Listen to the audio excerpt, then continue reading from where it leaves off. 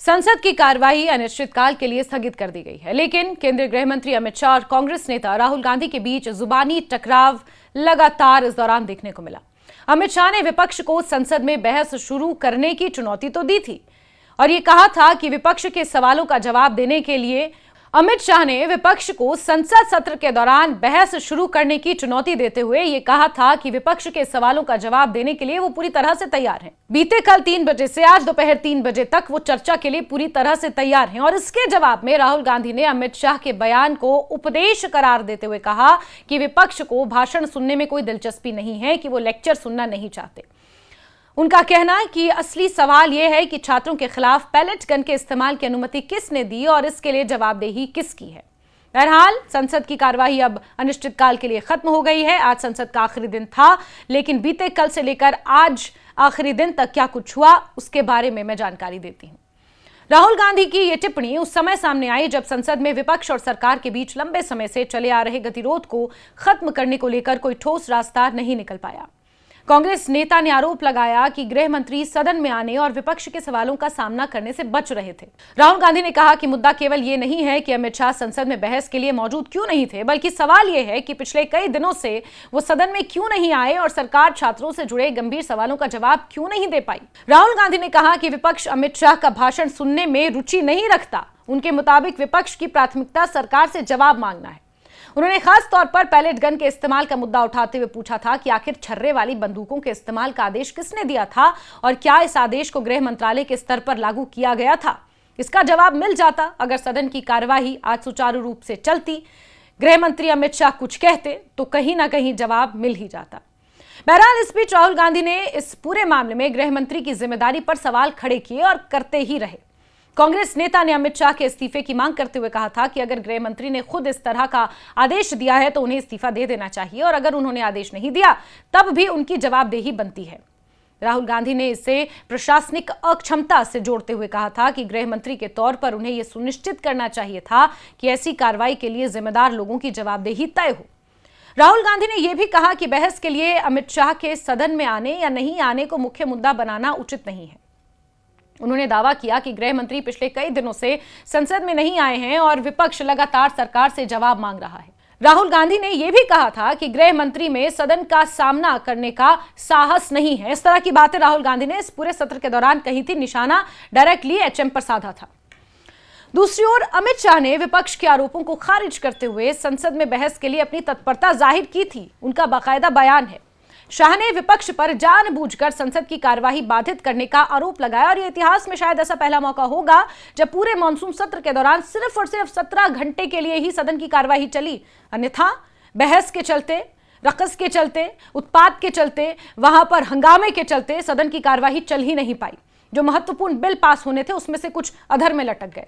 अमित शाह ने यह भी कहा कि अगर विपक्ष वास्तव में चर्चा चाहता तो उसे सदन में बहस शुरू करनी चाहिए थी, ना कि चीख चिल्लाहट। उन्होंने स्पष्ट किया कि वो सदन में बैठने और विपक्ष के सवालों का विस्तृत जवाब देने के लिए पूरी तरह से तैयार थे। अमित शाह ने कहा कि वो दोपहर 3 बजे से बहस शुरू करने के लिए तैयार थे और अगले दिन यानी कि आज दोपहर 3 बजे तक वो विस्तृत जवाब दे देते। उनका तर्क था कि संसद में चर्चा के लिए निर्धारित नियम और प्रक्रियाएं हैं। इतने महत्वपूर्ण विषय पर केवल बयान देकर आगे बढ़ना संभव नहीं है। शाह के अनुसार विपक्ष को चर्चा का रास्ता अपनाना चाहिए ताकि सरकार सभी सवालों का जवाब संसदीय प्रक्रिया के तहत दे सके और वही जवाब कम से कम जनता तक पहुंच सके। गृह मंत्री ने विपक्षी सदस्यों द्वारा उनके लिए इस्तेमाल किए जा रहे भगौड़ा जैसे शब्दों पर भी आपत्ति जताई थी। आप देश के गृह मंत्री के लिए शब्दों की मर्यादा तय करेंगे, आप विपक्ष में हैं। उन्होंने कहा कि राजनीतिक आरोप लगाने के बजाय विपक्ष को सदन में बहस के लिए आगे आना चाहिए। शाह ने विपक्ष को चुनौती दी कि वो चर्चा शुरू तो करें। सरकार की ओर से उठाए गए सवालों और विपक्ष के आरोपों का जवाब देने के लिए अमित शाह तैयार हैं। आप चर्चा तो शुरू करें, लेकिन आप तो सिर्फ आरोप पर आरोप जड़ते जा रहे हैं और इस तरह के अपशब्दों का इस्तेमाल कर रहे हैं। इस पूरे विवाद की पृष्ठभूमि में छात्रों से जुड़े मुद्दे और उनके खिलाफ पुलिस कार्रवाई का मामला है। विपक्ष सरकार से इस बात पर और इस मामले पर जवाबदेही तय करने की मांग कर रही थी।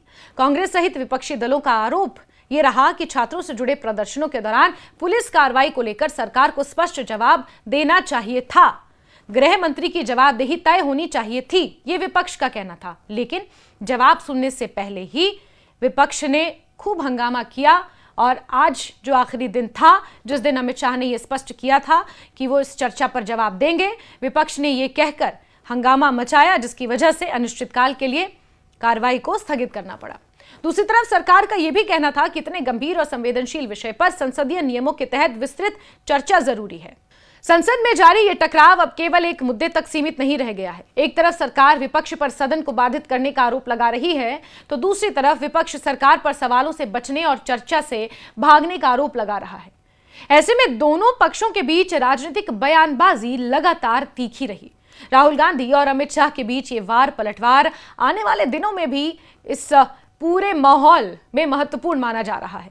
अगर विपक्ष चर्चा के लिए तैयार हो जाता और सरकार विस्तृत जवाब दे देती तो लंबे समय से चले आ रहे गतिरोध को खत्म करने का रास्ता खुल सकता था। कम से कम जनता के सामने दोनों तरफ की तस्वीर पेश हो जाती। लेकिन दोनों पक्ष अपने अपने रुख पर कायम रहे तो संसद में टकराव लगातार जारी रहा और बिना जवाब मिले ही संसद की कार्यवाही को स्थगित करना पड़ा।